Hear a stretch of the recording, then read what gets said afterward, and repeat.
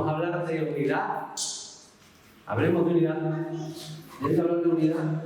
Sorprendió porque esta semana estaba escuchando una noticia, alguna entrevista y decían de lo desunida que está la nación, que está el país. Jesús tenía, cuando hablaba de unidad, una cosa clara. Él le dijo en una oración: un reino dividido no prevalece, no avanza. Y los últimos días de la vida de Jesús, Él enfocó varios temas: el amor, el Espíritu Santo, la necesidad del sacrificio. A sus apóstoles hablaba. Y esos últimos capítulos, el capítulo 15, 16, 17 de Juan, que habla de la última noche cuando estuvo con sus discípulos, esa última cena de lo que ellos celebraban, Él les habló de unidad, algo importante en la vida de Jesús, esos últimos temas de los que tanto enfatizó. Hablemos de unidad. Yo voy a estar leyendo la nueva traducción viviente, esa versión. La Biblia habla de unidad a lo largo de toda la Escritura. Jesús le decía: yo y el Padre uno somos. Eso está diciendo en la intimidad a los apóstoles. Pero ellos no entendían qué les quería decir. Entonces uno de ellos dijo: muéstranos al Padre y nos basta. Si tú y el Padre uno son, transfórmate ahora delante de nosotros en el Padre. ¿Cómo funciona esto? Porque ellos no entendían, como muchas veces no entendemos nosotros, de qué se trata el Evangelio, de qué se trata la unidad, el amor, todas estas cosas. Y por eso ellos querían racionalizar que si Jesús decía que yo soy uno en el Padre, Él se podía transformar en el Padre, de alguna manera. No entendían. Y era la idea que ellos tenían de ser uno. Porque la idea que el mundo tiene de ser uno, la idea de la unidad, muchas veces discrepa mucho de lo que nos enseña Jesús y la palabra, que es la unidad. Por eso cuando Jesús hablaba de unidad, aquellos discípulos no podían entenderlo. Muchas veces nos cuesta a nosotros entender qué es la unidad, o esa idea. Y Jesús aquella noche oró para que todos, Él decía, para que todos padres sean uno como tú y yo somos. O sea, que da esa referencia a la unidad. Juan 17, 23, Él decía esa última noche que iba a ser entregado lo siguiente, hablando con los discípulos, con los íntimos: yo en ellos y tú en mí, para que sean perfeccionados en unidad, para que el mundo sepa que tú me enviaste y que me amaste tal como me has amado a mí. Y me sorprende porque dice: perfeccionados en la unidad, para que el mundo vea que tú me enviaste. Y también hace Jesús una frase que tiene que ver con lo mismo: que se amen el uno al otro para que el mundo vea que tú me enviaste, que son mi enviado. O sea, que cambia apenas una palabra en esa frase de Jesús, como si hiciera una comparativa, una relación entre el amarnos unos a otros, para que el mundo entienda que Él nos envió, y el que seamos uno, para que el mundo también entienda que Él nos envía. Yo me pregunto, cuando ellos entendían esta palabra, unidad, yo creo que Pedro miraba a papá y decía: si somos tan diferentes, mira que está a su lado. ¿Se parece con usted? Si son primos, hermanos, algo, nos un poquito. Pero somos tan diferentes. Hasta los gemelos son tan diferentes, aunque por fuera puedan parecer similares. Y allí estaba, yo creo que estaban los pescadores, estaba Andrés, estaba Pedro, estaba Mateo, el inspector de Hacienda, por decirlo alguna palabra el otro día, estaba ese como filósofo que estaba bajo la higuera y estaba reflexionando, estaba el nacionalista, ¿verdad?, el de los celotes que buscaba como, estaban todos ahí y decían: ¿en qué nos parecemos? ¿Cómo vamos a hacer uno? Estaba Juan, que era el más joven de todos, apenas un adolescente o un joven, soltero, posiblemente sin compromiso. Estaba Pedro, que tenía ya esposa, tenía más adultos. Ellos se miraban y decían: ¿qué tenemos en común nosotros? Mira que está todo, ¿qué te parece? ¿Qué te parece? Si tú eres más feo que yo, depende de cada gusto de cada uno. ¿En qué nos parece? Sean uno, le decía Jesús. Entonces, los conceptos que tenemos de unidad a veces difieren en las personas, y cada uno es particular lo que entiende por unidad. con lo que dice Jesús y cómo define y muestra, sobre todo muestra Jesús la unidad. Jesús pasó su vida mostrando la unidad cuando decía, yo y el Padre uno somos. Lo que lo hago por el Padre que me envió, el Padre. Entonces daba a entender qué es unidad. ¿Cuál es ese concepto de unidad? Y ellos estaban esperando, no, si tú eres, transfórmate en el Padre, muéstranos, a ver cómo es eso, que el Padre está en ti, tú estás en el Padre, que te va a cambiar la cara, que te va a cambiar esto, queremos verte, porque ellos tenían otra conciencia de unidad. Y a veces no sucede. Mire, los que nacieron en familia numerosa, yo tengo 5 hermanos, ¿cuántos son de familia numerosa? De 5 hermanos para arriba. Antes familia numerosa era cuando tenía 12, después lo fueron bajando 10. Ahora creo que ya con 2 son familia numerosa, ¿no? ¿Con 2 son familia numerosa? Con 3, creo que con 2, ¿no? Ah, con 3. Bueno, para el año que viene con 2. Después cuando tenga un niño dice, ya, familia numerosa, son 3. Bueno, nosotros somos 5, familia numerosa, los de 4 también. Y cierto que cuando tienes varios hermanos, tú tienes más feeling con unos que con otros, ¿o no? Y hay algún hermano que dice, tú, échale de comer aparte. Alguno puede que lo diga de ti, échale de comer aparte. Pero ¿es tu hermano o no? ¿Es tu familia? ¿Estuvieron juntos? ¿Vivieron juntos? ¿Y qué nos une? Pues aparte del apellido que nos une a todos, también la paternidad y la maternidad. O sea que la unidad es un vínculo que muchas veces no depende de nosotros, depende de ahí donde hemos nacido o depende de aquello que nos están siendo formados. En los tiempos bíblicos, y hace 40 años también sucedía, ya no sucede tanto. Cuando el padre llamaba a los hijos, los que son de familia numerosa lo saben, si tu padre decía vamos a almorzar, tenías que ir a almorzar. No decías, no, es que estoy jugando al ordenador. No, ya tu padre te dijo vamos a almorzar. ¿Y qué tienes que hacer? Dejar la partida a la mitad y vamos a almorzar. Porque si no hay, si no hay. Y si tu madre ponía ahí el potaje, ¿qué tenías que comer? Tú decías croquetas. No, tenías que comer potaje, porque tu madre puso potaje. Si no te gustaba el potaje o te gustaba menos, te quedabas ahí en la mesa, comías más pan, comías más papas, comías otra cosa, pero no decías, ay, pues yo no voy a comer potaje porque vamos. Y no es que te zurraran, es que ya te miraban así y que nada más que con la mirada decías, ¿o no? Ya no se ve tanto, pero a la época de Jesús y a nuestra época yo es que soy jovencito todavía, con 30 años tampoco sé mucho, pero había un vínculo, había unidad, porque de alguna manera fluía el ADN familiar.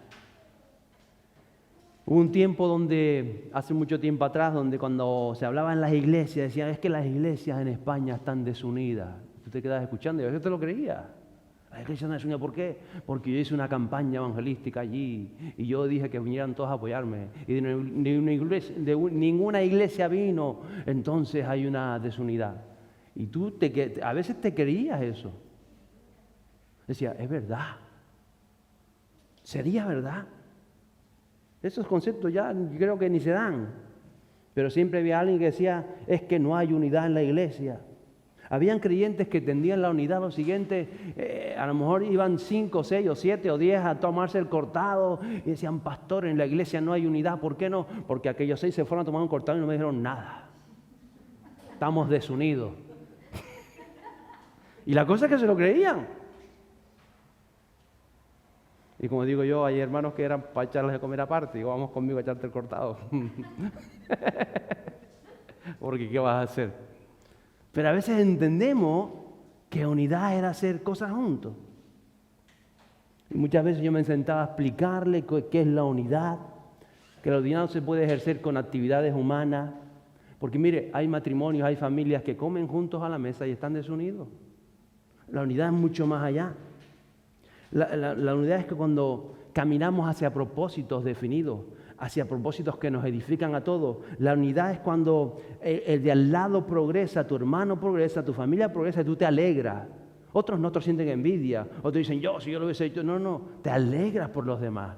Eso significa que estás unido a un propósito. Cuando a alguien le va bien, tú te alegras, te regocijas y dices, qué bueno. Que mi familia, yo no pude llegar a esto, yo no pude estudiar una carrera, pero mira, él pudo hacerlo. Pero no lo miras con los ojos de la envidia, de los celos. No, yo no pude hacerlo porque tuve que trabajar. Y eso no es unidad. Unidad es lo que nos edifica a todos, lo que edifica algo que es más grande que nosotros mismos. Y de eso nos está hablando de Jesús. Cuando nos alegramos con las bendiciones de otros, cuando vemos por encima de nosotros mismos, vemos la razón de ser de la vida.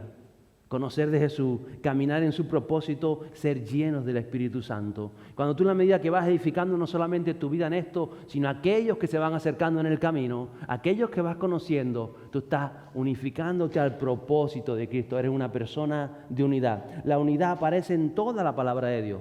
Desde el principio, desde Adán y Eva, que fueron creados con un propósito, bajo la dirección de Dios, llevar a cabo la obra de Dios. Me sorprende el pueblo de Israel.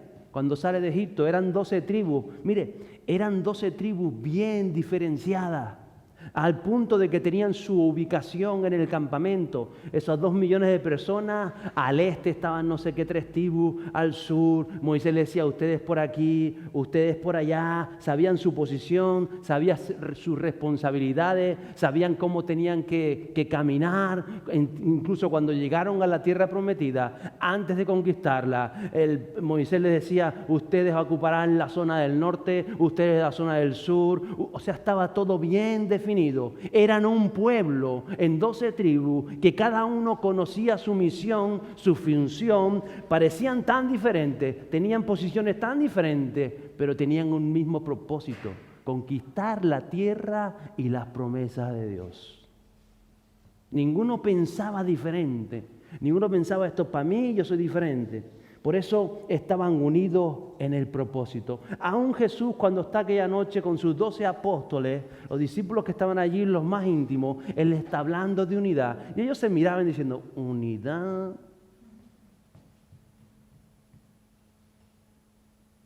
Si te acaba de decir aquel que se quiere sentar a tu derecha y a la izquierda, y estamos todavía medio mosqueados porque lo hicieron a escondidas, no contaron con Pedro, no contaron con el otro. Unidad. Y Jesús le dice, sí, ustedes son uno. Dirá que está a tu lado, somos uno. Díselo más alto. ¿Qué somos? Uno. Y yo quería, que a pesar que la palabra de Dios está llena de tantos versos que hablan de unidad, yo quería traer hoy a colación el capítulo 12 de Romanos. Los versos 1 y 2 dicen lo siguiente. El apóstol Pablo hablándole a la iglesia que estaba en la ciudad de Roma, a los creyentes. Por lo tanto, amados hermanos, les ruego que entreguen su cuerpo a Dios por todo lo que Él ha hecho a favor de ustedes. Que sea un sacrificio vivo y santo. La clase de sacrificio que a Él le agrada. Esa es la verdadera forma de adorarlo. No imiten las conductas ni las costumbres de este mundo.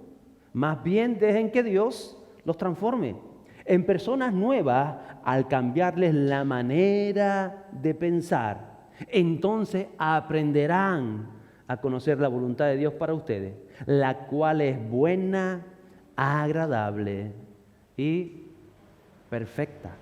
Y nos habla de dejar que Dios transforme aún los conceptos mentales que tenemos. Por eso el Espíritu Santo trabaja también en nuestras mentes.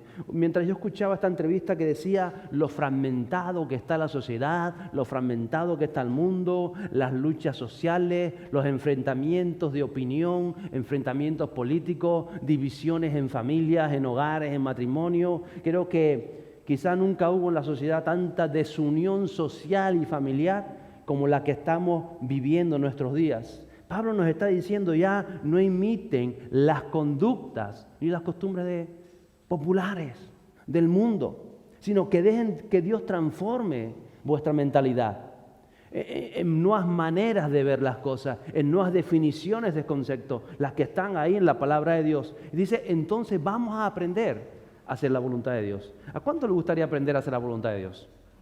Tenemos que ser sensibles al Espíritu Santo. Tenemos que dejar ir tocándonos y, como decía Jesús, que se vaya perfeccionando esa unidad en nosotros. Esa es la introducción que hace Pablo para seguir lo siguiente, los versos 3 a 5. Basado en el privilegio y la autoridad que Dios me ha dado, dice Pablo, le advierto a cada uno de ustedes lo siguiente: ninguno se crea mejor de lo que realmente es. No te creas mejor de lo que eres. Dice, sean realistas al evaluarse a ustedes mismos. Tenemos que reflexionar en nosotros mismos. Háganlo según la medida de la fe que Dios les haya dado. Así como nuestro cuerpo tiene muchas partes y cada parte tiene una función específica, el cuerpo de Cristo también. Nosotros somos las diversas partes de un solo cuerpo y nos pertenecemos unos a otros. ¿Lo cree? Sentido de pertenencia. Entender que si perteneces, que si has recibido a Cristo, tú ya formas parte del cuerpo de Cristo. Tú formas parte de la iglesia. Tú dices que eres un cuerpo en el Señor. Y dice que hay diversidad en el cuerpo, tanto como en el cuerpo físico, ¿verdad? ¿Cuántos tienen venas aquí? ¿Cuántos tienen carne? ¿Cuántos tienen cabello? Algunos quizás lo han perdido, no tanto. ¿Cuántos tienen corazón? A ver, el otro día nos estábamos midiendo las pulsaciones, ¿verdad? ¿Cuántos pueden saltar? Mueva los pies, a ver, salte. Uy, qué bueno. ¿Cuántos pueden aplaudir? Santo. Y eso que es lo que vemos, lo que está por dentro. ¿Cuánto hay por dentro? Las neuronas, las células, los vasos sanguíneos. Tan complejo, ¿verdad? Uñas, tendones, neuronas, yo puse aquí tantas cosas, hígado, corazón, piel, dermis, epidermis y tantas otras cosas. Y cada uno, dice la palabra de Dios y lo vemos, tiene una función específica. Usted se imagina que el hígado dice, ¿para qué me sirve a mí una uña? ¿Para qué le sirve la uña al hígado? ¿Para algo? Dirá el hígado, a mí no me hace falta para nada una uña, por mí se podría... Nadie piensa así. No piensa el hígado, yo estoy desunido de la uña. Es que no le pasa por la cabeza. Primero porque no tiene. Pero si tuviera no lo dice. ¿Usted me está entendiendo? Usted puede pensar, ¿qué tiene que ver la uña de este dedo con el riñón? El riñón podría decir, no me sirve la uña, tírala a la basura. No. ¿Por qué? Porque forma parte del cuerpo. Ni se lo plantea. A veces no sucede. La iglesia tiene muchas partes. Hay muchos creyentes, personas diferentes, a veces complejas, como decía yo, universos que nos vamos conociendo en el camino. Pero dice la palabra de Dios, Jesús le trataba de decir aquella noche, ustedes son uno. Dile que está a tu lado, soy uno. Soy uno contigo. Soy uno en Cristo. Forman un cuerpo. Nos pertenecemos, describe el apóstol, unos a otros. Uy, yo le pertenezco a usted, usted me pertenece a mí. Nos pertenecemos un sentido de pertenencia. Somos diferentes, con dones diferentes. Dice que aún diferentes medidas de fe. La fe de unos llega a un punto y otros otro, pero todos nos necesitamos. Unos pueden salir a la calle a hacer una campaña evangelística. Otros serán campaña en su lugar de trabajo, serán luz ahí donde se mueven. Algunos tendrán una carga especial por las almas y dirán, yo estoy intercediendo en casa por las almas, por las vidas, porque formamos un cuerpo, porque el Espíritu es el que verdaderamente nos unifica. Aquellos que somos espirituales. ¿Cuántos espirituales habemos? Casi soy espiritual. Alégrese. En 1 Corintios 11, que hablan de la Santa Cena, por cierto, tendremos Santa Cena en Semana Santa. Qué bueno, ¿verdad? Pero en 1 Corintios 11, Pablo habla como cada noche, en aquel tiempo, la iglesia primitiva, cada noche, ellos hacían Santa Cena. Es decir, que cuando terminaban sus lugares de trabajo, no cenaban en sus casas, iban a cenar a la iglesia, allí compartían y allí hacían su confraternidad toda la noche. Pero dice Pablo que a pesar de que toda la noche estaban juntos y compartían el pan, el alimento y cenaban juntos como familia, estaban desunidos, habían divisiones. Y Pablo les dice por qué, si usted lee la epístola de los Corintios, dice porque unos llegaban con comida y decían, no, está la comida que traje yo y al lado no le tocaba nada. Yo traje las papas arrugadas y el conejo en salmorejo, esto lo traje yo para mí, a ti no te doy. Y podían estar toda la noche cenando juntos, haciendo actividades juntos, pero no estaban unidos. Y otros decían que dejaban su comida en casa y iban a la gorrona. Dicen, no, yo no llevo nada, yo tengo papas en casa, pero no las voy a llevar, voy a comer de lo que llevan los demás, porque soy un agarrado. Y así, entonces Pablo les echa la bulla. Se los veo divididos, porque no están haciendo las cosas con amor. De eso se trata. Por eso la unidad no es hacer cosas juntos. La unidad es amarnos. Tiene que ver con eso. Es el vínculo que nos unifica. Cuando amas, compartes. Cuando amas, no piensas egoístamente. Cuando amas, ni te pasa por la mente, es que estoy desunido. No. Porque tú eres un eslabón de unidad. Porque tú entiendes que es amar. Aún aquellos que piensan que tú estás desunido, tú los amas. Y entenderás, bueno, quizás su medida de fe no llega, pero somos uno en Cristo. Porque creemos la palabra de Dios, porque vivimos la palabra de Dios. Entonces tu pensamiento va a ser siempre un pensamiento de unidad. Cierto que puede haber alguna división, pueden haber personas intentando dividir, pero si tú eres hijo de Dios, si tú eres creyente, si el Espíritu Santo está haciendo lo que dice y tú amas, eres uno en Cristo. Somos uno en Cristo. Entiendes que eres parte de ese cuerpo vivo que es la iglesia de Jesús. Entonces eres una persona, un unificador. Eres único y diferente, eres especial como cada uno de nosotros. Quizás te pueda costar hacer amigos, porque a lo mejor eres más introvertido. O quizás no te das a abrir a muchas personas. Pero eso no impide que tú tengas ese sentimiento de pertenencia, de unidad, porque tú has recibido a Cristo en tu corazón y el Espíritu Santo hace que seas uno. Hay quien busca unidades humanas, coaliciones o alianzas muchas veces emocionales ajenas al Espíritu Santo. Pero somos uno en Cristo porque Él es el que nos introdujo al nacer de nuevo en la familia de Dios. Y Él es el vínculo que nos unifica a todos.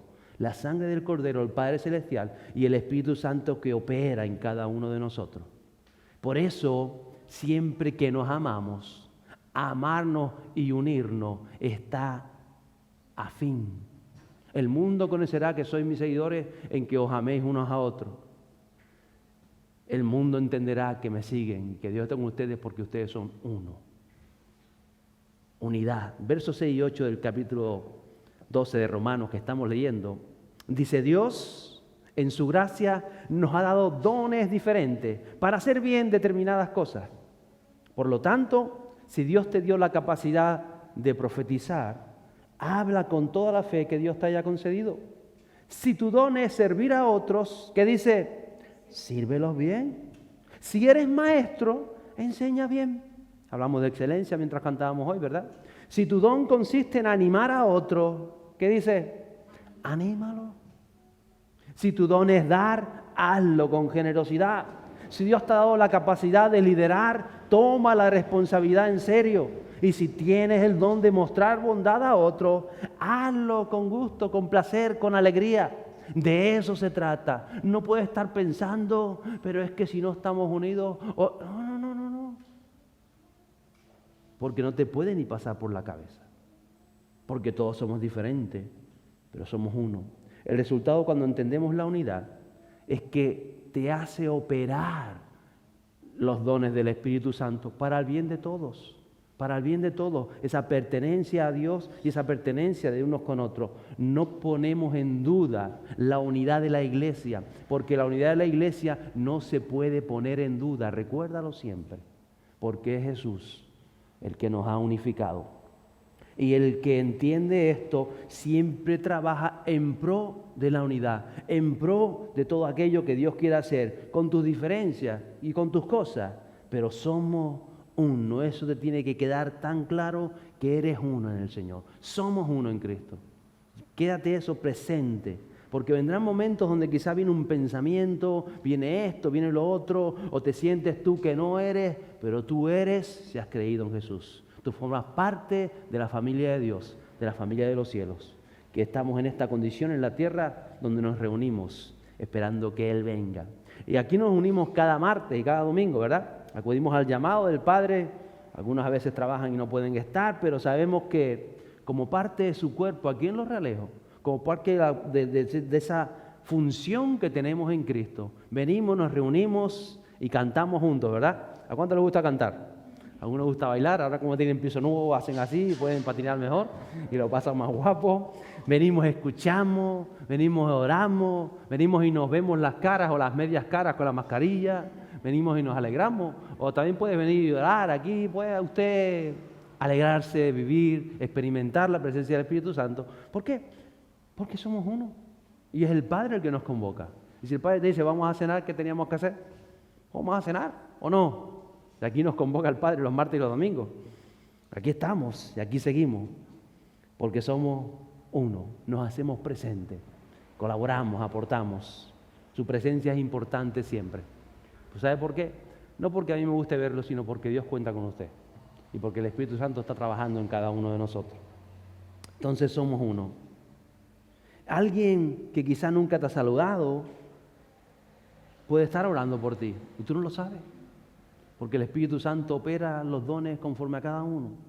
Yo la semana pasada me desperté imponiendo manos sobre alguien que no conozco. Decía mi mujer, me desperté orando por esta persona, nunca la he visto, no sé quién es, pero parecía que era real. Entonces ya cuando me desperté seguí orando y seguí clamando y estaba diciendo, Señor, como que es alguien que no conozco de nada. Si le veo la cara sé quién es porque la tengo aquí en la mente, pero oraba por esa persona. Nunca la he visto, pero sé que soy uno con ella, alguien que necesitaba oración en algún lugar del mundo, no sé dónde. El día que la encuentre digo, yo oré por ti. Me acordaré. Porque somos uno.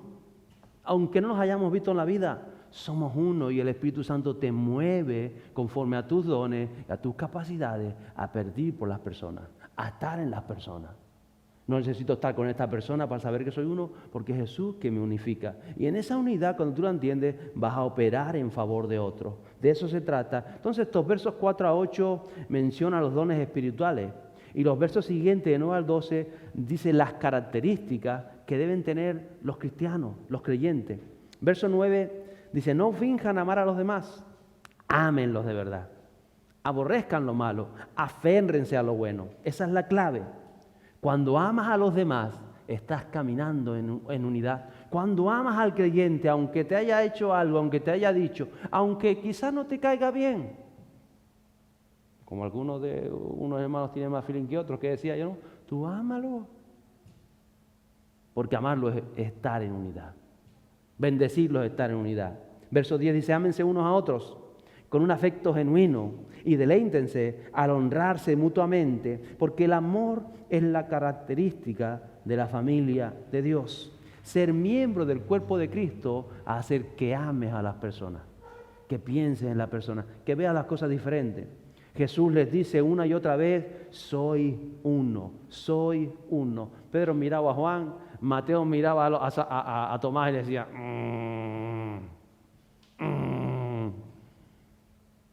porque aún no había caído la presencia del Espíritu Santo.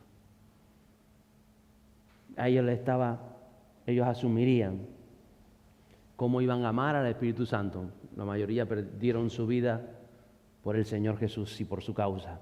Hoy es cierto que vemos tantas cosas que suceden en la sociedad.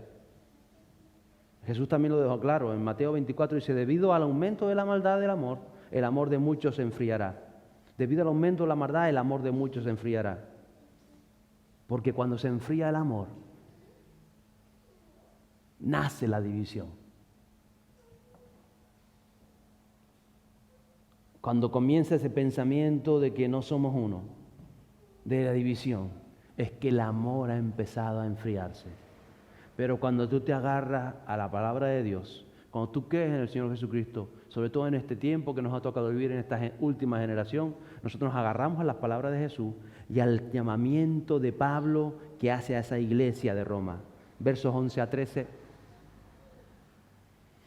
Dice lo siguiente, no sean nunca perezosos, más bien trabajen con esmero y sirvan al Señor con entusiasmo. Alégrense por la esperanza segura que tenemos. Tengan paciencia en las dificultades y sigan orando. Verso 13. Estén listos para ayudar a los hijos de Dios cuando pasen necesidad.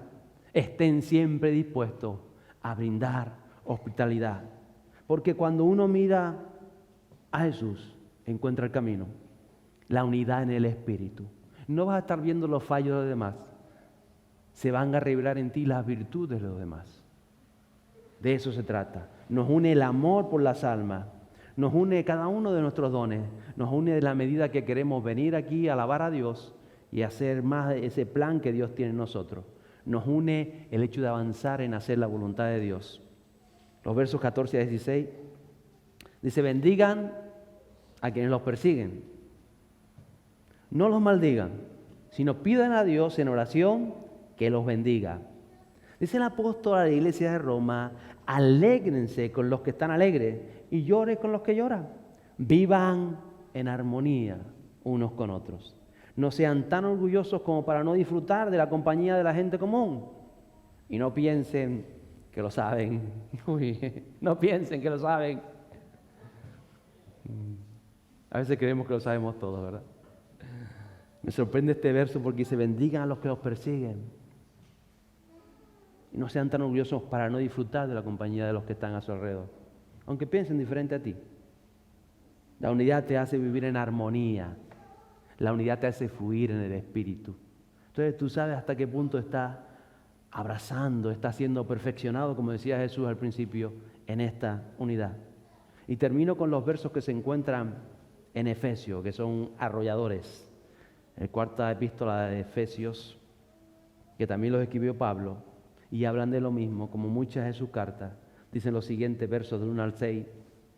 Por lo tanto yo, prisionero por servir al Señor, les suplico que lleven una vida digna del llamado que han recibido de Dios, porque vendrá han sido llamados. Sean siempre humildes y amables, sean pacientes. Dirá que está a tu lado: va a tener que ser paciente conmigo, díselo. Se lo voy a decir a mi esposa, que vamos a estar el sábado dando lo de matrimonio aquí. Va a tener que ser paciente conmigo. Sean pacientes unos con otros y tolérense las faltas por amor. Hagan todo lo posible por mantenerse unidos en el Espíritu y enlazados mediante la paz. Pues hay, dice el apóstol, un solo cuerpo y un solo espíritu, tal como ustedes fueron llamados a una misma esperanza gloriosa para el futuro. Hay un solo Señor, nuestro Señor Jesucristo, una sola fe, la fe en el Señor, un solo bautismo, el del Espíritu Santo, un solo Dios y Padre de todos, quien está sobre todos, en todos y vive por medio de todos.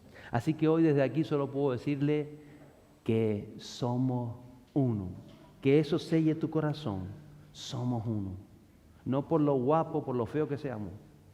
Somos uno, porque Jesús pagó el precio y nosotros hemos entrado a formar parte del reino de los cielos. La iglesia es una en el poder del Espíritu Santo. ¿Ok? ¿Está usted contento? Póngase en pie conmigo hoy. Quiero que agarre sus dos manos así, vamos a hacer este ejercicio. Agarre sus manos así, las suyas, usted mismo, agárrese como yo. Cierre sus ojos. Apriete fuerte, agárrese. Diga: soy uno en el Señor. Formo parte de un cuerpo precioso. Repita conmigo: el cuerpo del Señor en la tierra.